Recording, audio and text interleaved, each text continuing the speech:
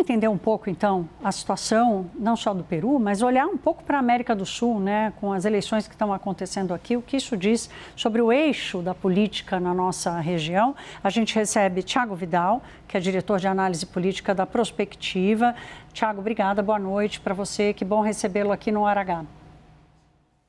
Oi, Thaís, tudo bem? Obrigado pelo convite. A Prospectiva é uma consultoria que acompanha muito a situação da América Latina em geral, a América do Sul. Thiago, te pergunto, 9 presidentes em 10 anos, uma eleição que teve baixíssima adesão, portanto, e com essa disputa acirradíssima de votos, portanto, um questionamento sobre a legitimidade dessa eleição pode acabar sendo real? Certamente, Thaís. Quem quer que ganhe, aparentemente será o Sanches, terá um problema de mandato, né? Ou seja, da legitimidade efetivamente dada pelas urnas para eventualmente uma reforma, um pacote de reformas, como tem sido o caso nos últimos anos. E isso acontece em qualquer país, né? Não é só no Peru, ou seja, um governo que sai ainda que legitimamente eleito, mas com uma diferença muito curta em relação ao segundo colocado, enfrenta questões no seu dia a dia, né? Tanto é que, como você comentou, o Peru tem tido governos muito curtos e também gabinetes muito curtos, né? Mais ou menos um ministro cai a cada 5 dias no Peru, ou seja, não é uma crise que se estende apenas à presidência, mas a todo o governo. Então, é um problema sobretudo porque o Congresso, embora no primeiro turno tenha saído muito menos fragmentado do que vinha sendo, né? O Peru, só para os telespectadores saberem, o Peru tinha até esse ano o Congresso mais fragmentado da América Latina, o que explica parcialmente os problemas que o país tem vivido. Com as eleições no primeiro turno, essa fragmentação cai drasticamente, né? Torna-se um dos menos fragmentados, mas a oposição os partidos de direita hoje são majoritários, né? Inclusive o próprio partido da Keiko Fujimori. Então, se ganha o Sanches, ele não só vai ter um problema de legitimidade ou de mandato, né? Ou seja, o apoio é efetivamente conferido à sua agenda, mas a capacidade que ele terá para colocar essa agenda em discussão no Congresso, que volta a ser também um Congresso bicameral.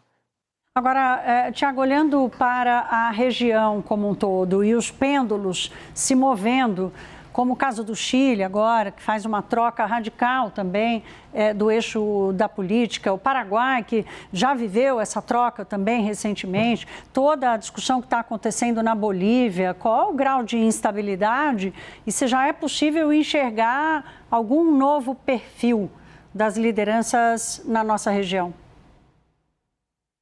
A América Latina, a América do Sul, sobretudo, vive o que a gente chama de onda azul, né? Ou seja, os governos de esquerda, centro-esquerda, que foram eleitos ali na pandemia, eles estão sendo substituídos por governos de centro-direita, direita, ou em alguns casos, extrema-direita. E isso tem, na minha avaliação, tá, sido erroneamente confundido com uma preferência do eleitor latino-americano por governos de direita conservadores, o que não acho que é o caso, né? O que está acontecendo é que, na verdade, os governos de esquerda que estão saindo ou saíram, eles foram derrotados nas urnas porque eles prometeram muito e conseguiram entregar pouco. A mesma coisa que a gente está vendo no Peru agora, né? Por que isso acontece? Bom, basicamente porque a gente já tinha na América Latina um ambiente de serviços públicos muito ruim, né? Saúde, educação, transporte, segurança, sobretudo, que é a grande agenda do momento na região. Governos que se elegem prometendo grandes reformas, grandes melhorias, mas quando esses governos se elegem, eles se elegem inclusive com essas pequenas vitórias, né, como parece que vai ser o caso de novo no Peru, e com uma ausência de maiorias no parlamento, uma maioria muito apertada. E isso faz com que aquelas grandes reformas que eles tentaram defender, né, ou que eles defenderam e tentaram implementar, não sejam viáveis politicamente. É o que aconteceu, por exemplo, no Chile, que você comentou. O Boric foi eleito como uma grande esperança de renovação, a voz de uma constituinte. Durante o seu governo, houve 2 projetos de constituição, ambos rejeitados, e a percepção de que as coisas no Chile se deterioraram. E aí, daí ele o seu governo foi substituído por um governo de extrema-direita. Então, não é uma preferência ideológica, me parece que é um cansaço e uma irritação com o tempo da política, que é muito mais lento do que a expectativa que os latino-americanos efetivamente têm. Ô, Thiago, 30 segundos, porque eu já não tenho mais tempo, mas eu preciso te perguntar. Qual é a sua visão? O Sanches leva no Peru? É isso que está indicando ou ainda pode virar?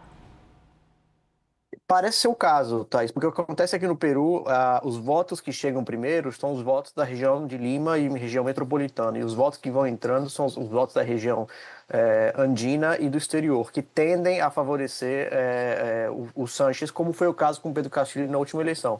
A diferença, a diferença do Pedro Sanches agora é muito semelhante no percentual ao percentual de votos que o Castilho teve, e também se repete essa tendência de no segundo turno há uma inversão de votos de vitória da Keiko Fujimori para o candidato que representa a esquerda, que nesse caso é o Sanches. Então, aparentemente, é o que vai acontecer.